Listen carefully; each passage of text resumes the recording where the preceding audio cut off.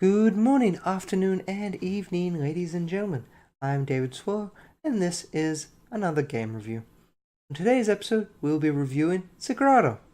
Sagrada is a wonderful player dice drafting and management game in which you are a local artist competing against other artists to make the most beautifully stained window in this competition.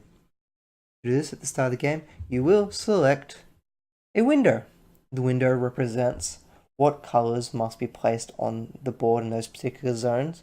You also have numbers. These are some restrictions that must be followed throughout the game. Otherwise, you will lose points at the end of the game. So you grab that, slot straight into the board. I had good coordination, be a lot easier. There we go. Straight in there. Then you get given secret victory point cards at the end of the game. These are kind of like your secret objectives. There's 5 of these cards, one representing a different color. Each color will be given to a person, bar 1. And then these victory points go off the base of, for example, this red one means for every red dice you have on your board, count the face value of that dice, and that gets added to your victory points.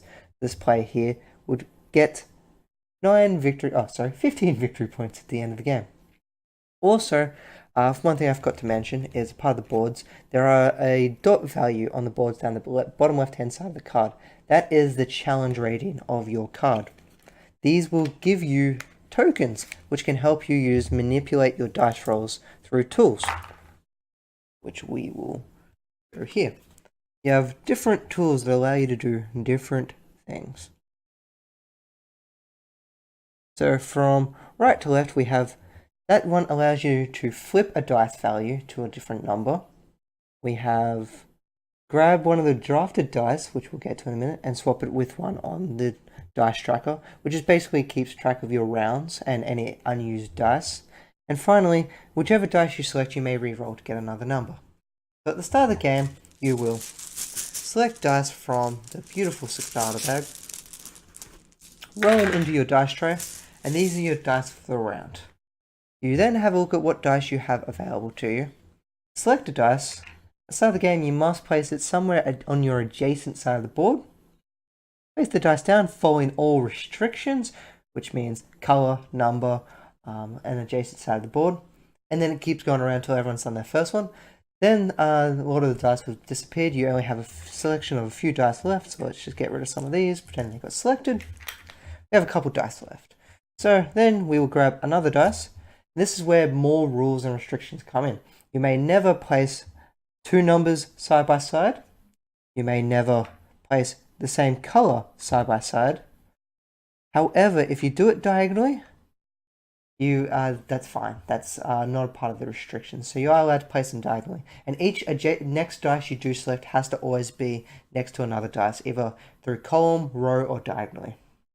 This keeps going until there's no dice left, or 1 dice left. That gets placed onto your round tracker, which can be used, as shown before, as part of a tool, and also helps you dictate how many rounds are left in the game. So after a while, your board will start to fill up, and hopefully you are making progress and nice colors along the way.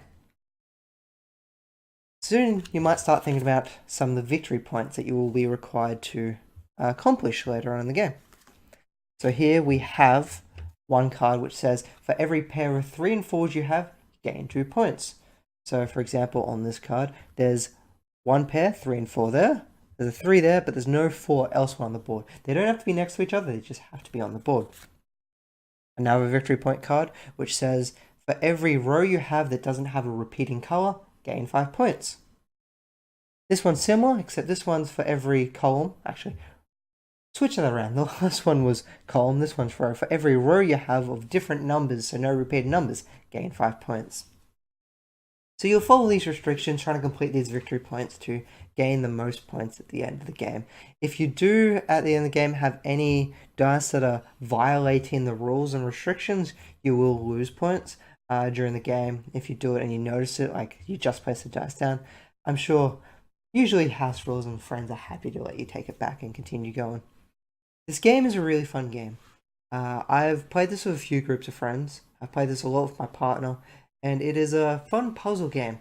It's not really competitive so much. We do like to, we almost see it as a solitaire based game with a little bit of competition between friends because you are taking their dice. It's a fun game. It's a beautiful game. It's the playing with the dice. Everyone loves dice. Selecting the dice where they need to go where, and then after about 5 to 10 minutes of you starting to do a few things, you start looking at your board and you go, "Oh, I wish I hadn't done that."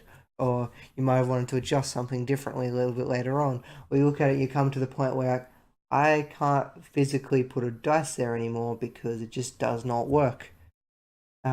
It's a great strategic game. It's fun to get into. It's easy to pick up and play. It might seem a little bit confusing at the start, just trying to remember that no colors or numbers are allowed to touch next to each other, and on the board trying to figure out where you can put things.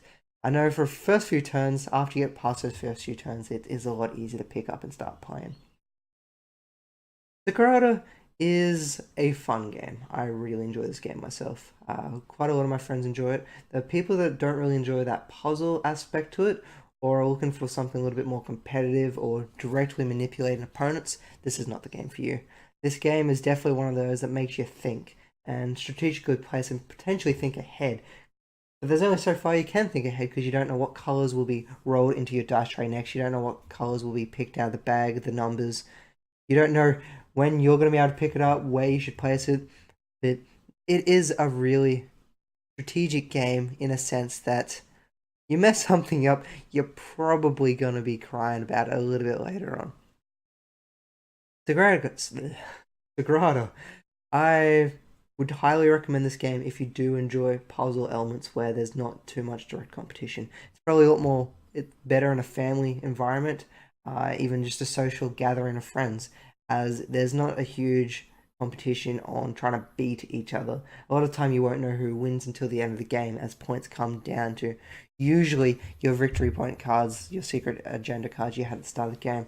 And I think it's a little bit skewed to your victory point you get at the start of the game. I know I went a route where I just picked up singular colors I can for my victory points, and I pretty much won the game due to the fact that they were either 5s or 6s the entire way through. So I think it's a little bit heavily favored of your victory condition card.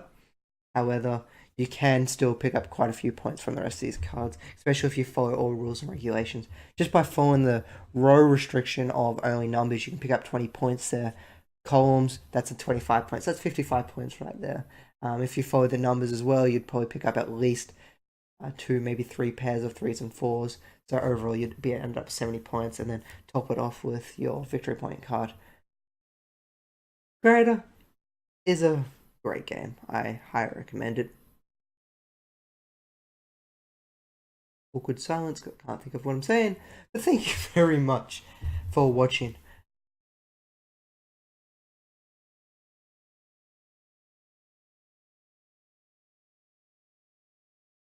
Thank you for watching another game review. Thank you for watching another game review. This has been David Toll. Thanks for watching. Oh, that was shocking.